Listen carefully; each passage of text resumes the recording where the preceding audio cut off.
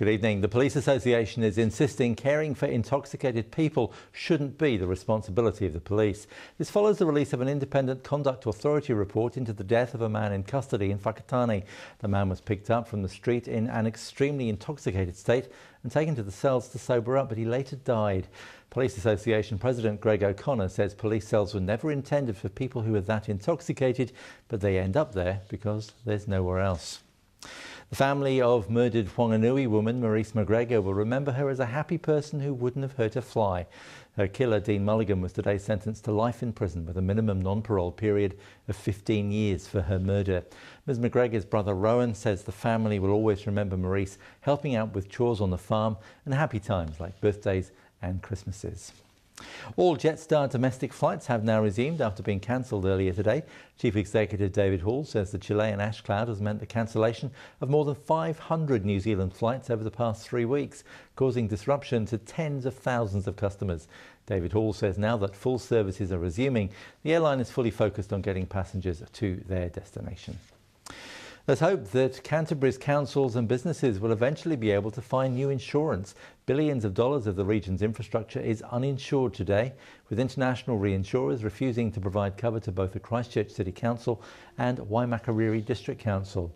The Littleton Port Company and Environment Canterbury are also struggling to get cover.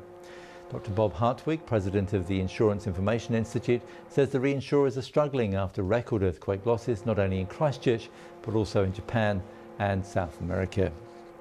In Britain, teachers and public workers unions have been on strike. Thousands of members joined marches against plans to increase the retirement age. Outside Westminster Abbey, where the royal wedding united the country in celebration just 2 months ago, the streets were filled with angry demonstrators. It's the biggest strike in years against pension cuts. It's not fair. We can't be working in that kind of pressurised environment to the age of 68. I'm going to be paying twice the amount that I'm currently paying and get even less. The strike caused long queues at ports and airports as immigration and customs staff staged walkouts.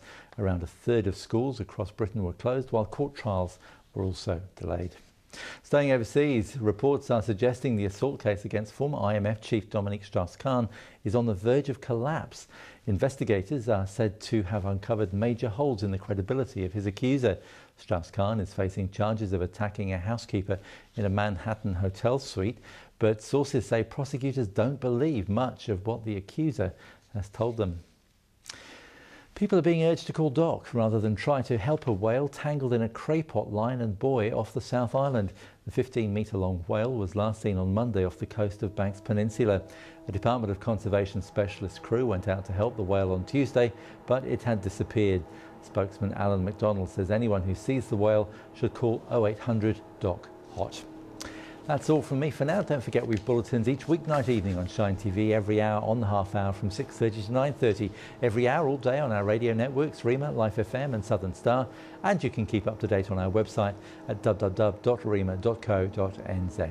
So join us again soon. Ka kite anō.